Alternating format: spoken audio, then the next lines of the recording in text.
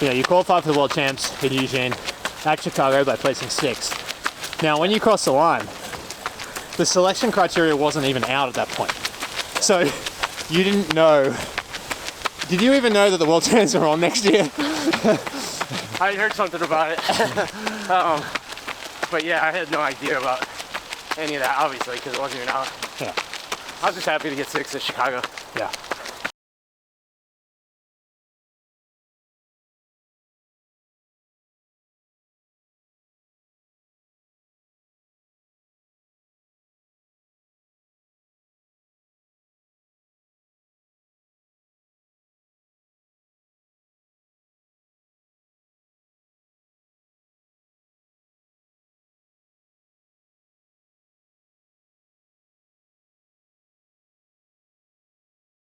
We're doing it for fun. No.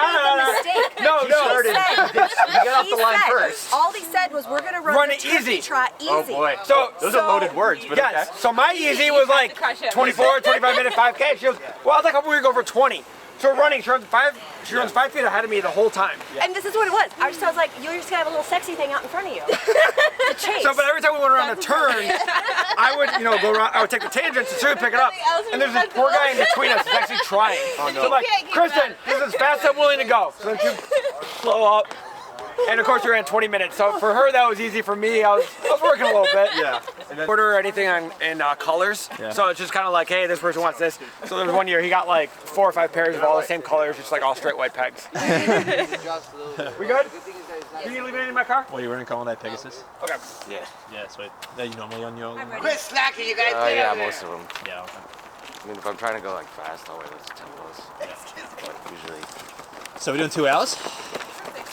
Is that the plan? Yeah. What's this loop like?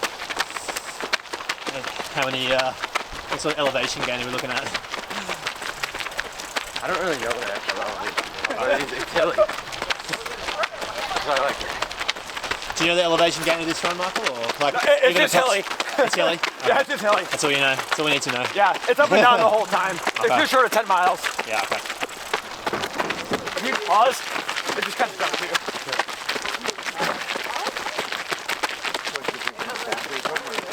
No, I had 5 tons before, 10 tons afterwards. Okay, so what's the plan for Colin today? 2 hours. Yeah, so 60, pretty easy. yeah, 60. We do everything on time.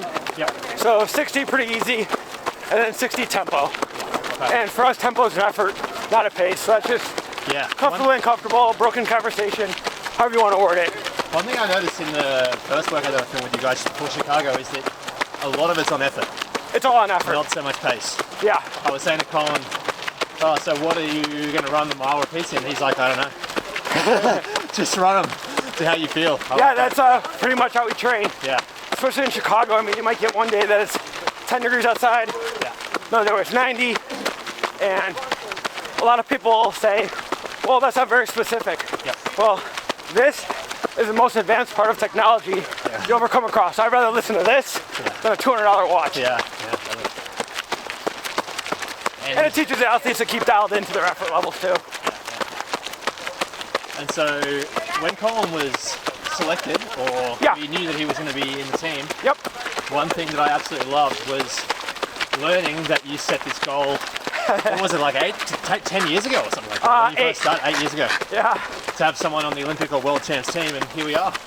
Yeah, it's crazy. We started this in 2013, and like anything else, first year was a little rough. And Kristen up there, she made her debut in 2:51, which for an 18:30 college 5K runner was really good. Yeah. We had a couple other guys running the 2:30s. And very next year, she ran 2:47, a couple guys ran the 2:20s, and it's kind of built from there. Yeah. And then in 2015, we had 4 people qualify for the Olympic trials, and that's when things started to take off. And when did Colin join you?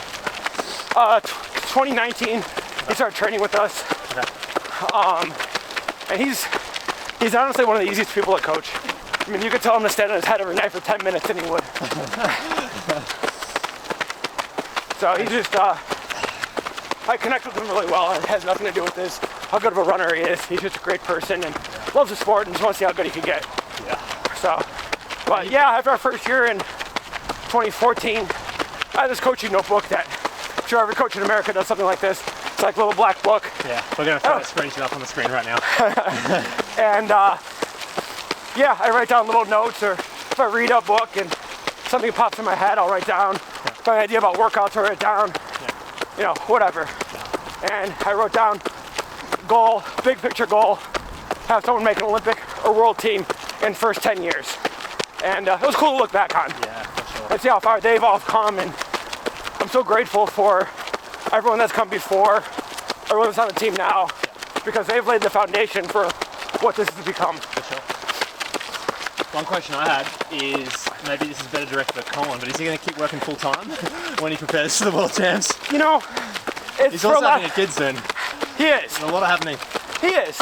And it's not like football or basketball where you can study film all day and spend 2 hours in the weight room. You can only run so much.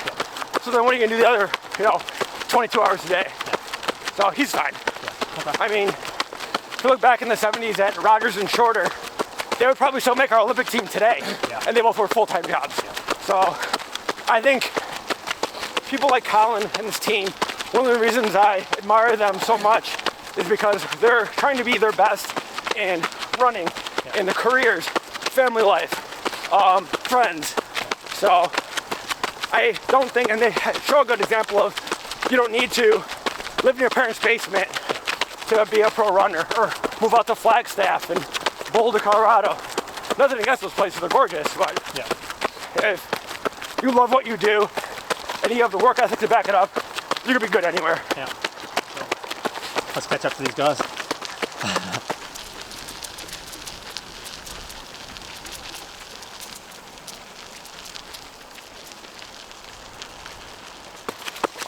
So we're like 8 to 9 months out from the World Champs. I was interested in filming today, one, because I enjoyed filming you the first time, the squad here in Chicago, but secondly, we're so far out from the race that I think it'd be interesting to hear like what your plan is between now and the World Champs in Eugene. You know, it's funny, people always, when they want to hop a level up, they think they have to do more, have to train harder, run more miles. And some of it is just get better at getting better. If your last build-up, you were doing core, say 5 days a week, aim for 6 days a week, this build-up. If last build-up, Oscar was doing tempos at 5:10, this build-up, let's go for 5:05. Well, let things happen organically. World Champs, I know how this sounds, it's just another race. Once the gun goes off, it's running 26 miles at your best effort possible. So, just trying to get Colin a little better every week. And then we'll see what happens next summer. Okay. And is there any like half marathons or even like I'm assuming Yeah, there's so marathons he between now and then? Yeah, so I want to see how he recovered after Chicago. He recovered very, very well. Okay. So he's going to do the Houston half this winter. I heard that's going to be a strong field. Yeah, it always is. It's a great race. Very thankful we get to go down and race against some of the best runners in the country and the world. And then he'll continue to train. It's a big team race in Chicago in March called Shamrock. Hanson's, who always has an amazing team. They're one of the benchmarks of team running in the US. They're always there. Other really top teams have come. So we like to go there and represent our city and our team as best as possible. Probably after that he'll take a small break and then get ready for a marathon. And for those that are looking at this video thinking, this trail is really beautiful, where are we? We We're are in Chicago obviously, but where more specifically? We're about 45 minutes southwest of Chicago. This loop is about just shy of 10 miles. So for non-US people, about 16K. 16.1, 16.1, sorry. We had a joke before because Michael was talking and brought up the distance in meters, and I was like, oh, what, an American talking in meters? What happened there? One of the only. So Colin, you got 60 minutes tempo after the 60 minutes easy? Yeah, something like that. Something like that. This guy's the most relaxed with the specifics of training I've ever seen. Yeah, I mean, running's a really simple sport. Run as much as you can sustain. Most days easy, some days hard, some days rest. Trying to make it more complex like that is just, it's against what we believe in. Any goals for Colin at the World Champs at this point, or is that coming later? Beat as many people as possible. Yeah, I like it. Yeah. I mean, that's always the goal. Yeah. I feel like if you just focus on competing, times take care of themselves. Yep. But so many runners in training and then in racing, well, you need to be at 1:20.25 at this point. You need to go out at 4:58.5 pace. Just go compete. Yeah, I definitely agree with that. I think a lot of people struggle with getting a little bit too obsessed with these little details in training, and it can often cause the people. Well, and technology's even made it worse because now everyone has a GPS. Yep. Everyone has Strava. Everyone can obsess about stuff that doesn't really matter. Yeah. I think the best monitor we could use is me paying attention to how they are in workouts and them listening to themselves. Do you advise them to stay off Strava, or you don't? Yes, I do. You do, yeah. And so anyone on our team that has Strava, which isn't very many, they have it on private. Okay. Colin was the only one that has public, just because A, he posts no details, and B, if you want to go out and run 150 a week, have at it. Yeah. So, I mean, we run a lot. Yeah. Most of it's aerobic. So there's really no secrets. Yeah. It's more of keeping them away from that stuff. Yeah. You know, people gotta have perfect travel logs, and then, I haven't PR'd in 3 years. Well, you're leaving your race out in the training. Yep. Okay, so a little bit of training talk now. So that's what people want. Everyone's favorite subject. Yeah, that's the part that people want to skip to. You know, it's funny because after the season with a lot of people, where things went well, there's opportunities for improvement or somewhere in the middle. You know, so much of it is people always want to talk about training. And a lot of it, especially as I've gotten older, that's all great. How are the rest of your 22 hours of the day? Yeah. Are you only getting 6 hours of sleep? You've been taking your iron every day? So there's so much more to it than just, you know, how many miles a week you're hitting, how your interval's going, blah, blah, blah. And you said before that you don't really set a volume per week for Nope. these guys. You just Everything is broken up per day. Right. So it's kind of like, so today, if someone, you know, runs a hard 2-hour run, and Monday they feel like crap, if their easy day is an hour is always an hour. Yeah. So they could go out and run. On the guy side, a lot of our guys run 7-minute pace. Yeah. And the easy days are slower. Yeah. It doesn't matter, hour's always an hour. Yeah. But with type A type personalities, if I tell them go run 100 miles a week, if Monday they fall short of that goal, now they're playing catch up the rest of the week. Yes, dangerous game. A very dangerous game. Your body has no idea what a week is. Yep. It knows what a 24-hour cycle is, and that's it. Yeah. So I set up there, they have 3 main days a week. So usually 2 to 3 longer days, 3 recovery days, and then they'll have kind of a choose your own day. Okay. Some people take that off. Some people, especially on the women's team, will cross train, swim, bike. If you feel good, go for a run. So I leave that to them. Yeah. Do you tell them how much volume to do on the easy days, or is that a Yep, too? give them a range. A range? Yeah. Nice, okay. And some of them, you know, they have no problem backing off. But the nice thing is, no one's playing catch up where, say, Monday, if you really feel like shit, and you're supposed to do, say, 70 minutes, you only do 60, that day's done. Yeah. Go on to the next day. Okay. It doesn't mean you need to add 10 minutes to the next day. Yeah, correct. Now, we've been dropped by your group, so we're going to have to catch up. They're much faster than me.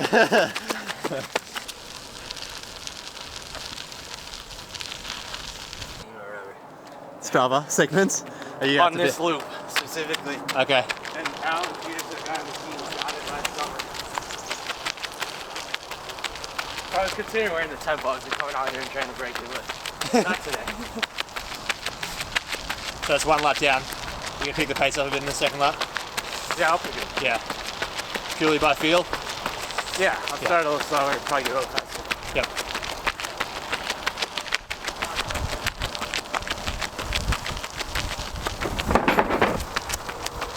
You said before Chicago Marathon, there's a lot more people out here. Yeah. A bit lonely today. So, Yeah, there's always a lot of people out here training for it's a perfect place to run. It's the only place to go for hills out here. Yeah, okay. Chicago suburbs. So are you logging on Strava, or? Oh yeah, this will be on Strava. Yeah, this will be on Strava. Yeah, I do. Pretty much everyone goes up on Strava. Yeah, okay. Michael was just saying before that he advises people, some people at least, to stay off Strava because it can they can get a bit obsessed about their Analytics. What are your thoughts? Yeah, I've heard say that before. Yeah. I don't get obsessed with it. I enjoy seeing it. I enjoy the segments, pounds and stuff like that. But Yeah. he has tried to get me to wear like just a regular non-GPS watch Yeah. before. But I'm fine. I don't pay that much attention. I just go off feel usually. Yeah. What GPS watch do you use? Koros. Oh yeah. Yeah, it's the only one I ever had. Okay. I got it a couple years ago, maybe a year and a half. Yeah. But yeah, I used to not wear any GPS for a long time. Okay. And so you're out to beat any Strava segments today? Or that's not the goal. No, I won't get it today. It's like sub 5 average. Oh wow, for this second loop. For this loop. For one loop, Yeah. but I always do at least 2 out here. Okay.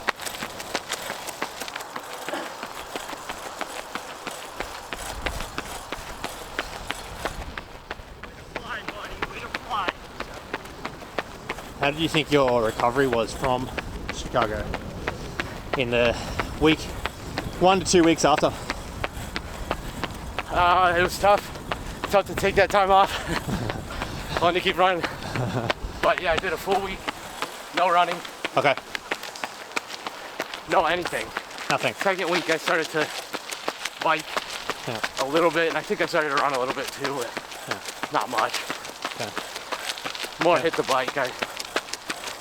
I don't remember what I got on biking, like maybe 30 miles or something a day. Yeah. Okay. So the biking was Yeah. what you were doing in a couple of weeks afterwards. Yeah, I did a lot of cycling. I really enjoy that. Do you still do that? Like during? Now, once I start running like above 100 miles a week, I'll do just running. Okay. Partially for time. Yeah. I just don't have the time to do all that. Yeah. We spoke on the podcast before Chicago that you work full time. Yeah. Are you gonna? I already asked Michael this, but are you gonna continue doing that into the World Champs? Yeah, I can't quit my job. Even with a kid on the way. It's gonna be a busy first half of 2022 for Colin Mickow. Yeah, it might take a little while to get my routine down, but I'm sure I'll figure it out. Well, not sure. I'm hoping I figure it out. Yeah. And we were saying on camera before that you qualified for the World Champs in Eugene at Chicago by placing 6th. Now, when you cross the line, the selection criteria wasn't even out at that point. So you didn't know. Did you even know that the World Champs are on next year? I heard something about it. But yeah, I had no idea about any of that, obviously, because it wasn't even out. Yeah. I was just happy to get 6th at Chicago. Yeah. And you led most of the way, or at least the pack you're in. Yeah. You went. Second half, I led a lot of it. Yeah. Into a lot of wind. Yeah. But turned out well. Yeah. 2:13, 30 something. Yeah, not the fastest time. Obviously the weather. Yeah. The wind. But it was a good race. Had the legs at the end. Yep. Which is good. Yeah. Maybe one of my first marathons where I did have legs at the end. Yeah. Okay. So that's a good sign. And did you learn via a Let's Run thread that you were maybe going to make the team? Is this true? One of my teams, Alan Peterson, sent me a screenshot of the Let's Run guy, John Galt, is his name? Yeah, I think so, yeah. Yeah. Sent me a screenshot of like the top 3 currently when they announced the criteria. Yeah. So that was pretty cool. Yeah. But yeah, that's how I found out.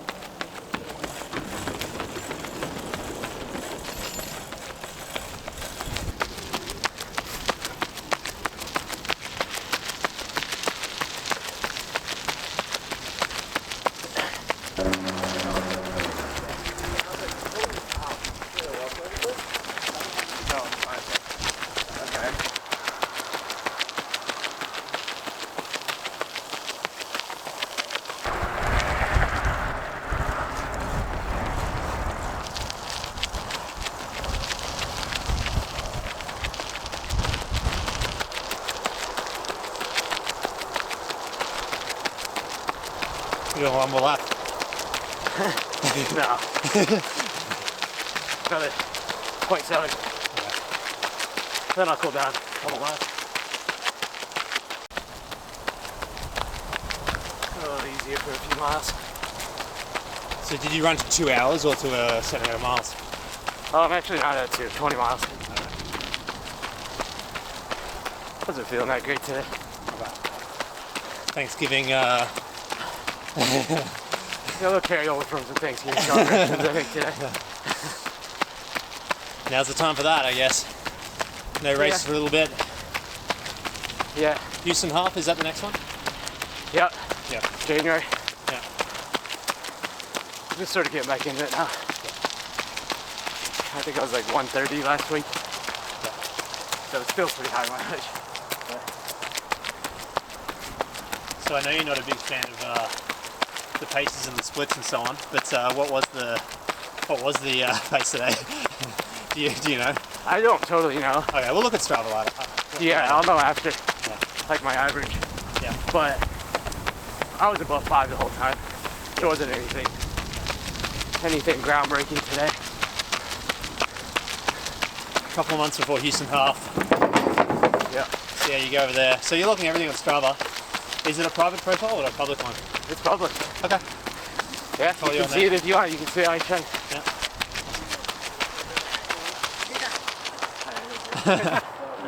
That's fine. As long as that was there. Yeah, I picked it up the second loop. As you should. And then basically. You watch me? Yeah, you asked about this. I got like 10. I know you good. So I match them with my outfit. I meant to tell you that when we were at the bridge crossing. Haven't you? Or I guess you guys saw the new watch. So this is kind of new. I like it. Well, you know the. Yeah, I like it. How'd your run go, Michael? Yeah. Good. Hour 45. A little shorter than that. But yeah, it was good. It's been there forever. Pegs. Two different shoes. No, the same shoe. They did. Yeah, they're both pegs. So normally what happens is once my pegs wear out, they go to dog walking and coaching shoes. There you go. So, yeah. How do you like the Infinities? Yeah, Infinity Racks, they're good, yeah. I've been doing a lot of running in them. Yeah, they're good. You tried the Invincibles. He just started wearing them. He likes them a lot. They're great for like easy days. Well, I used them for a bit, and then my Achilles flared up, and I don't know. I'm not sure if it was them or Okay. if it was just something else. Yeah, because I mean they're very similar yeah. to those, except like there's like those on steroids. Yeah. How'd you like the loop? Yeah, it's really nice. Yeah, super nice. I think perfect undulation, like hills. It wasn't too crazy, but it was definitely was far from flat. Yeah, you So- can get rolling here pretty good. Yeah. It's just it breaks up the momentum, but also breaks up the monotony of the run of just kind of having hills and stuff. So For sure. summer here is awesome, and like early fall when like all the leaves are changing colors, it's really cool here. Last your takeoff. What's up? Last your takeoff.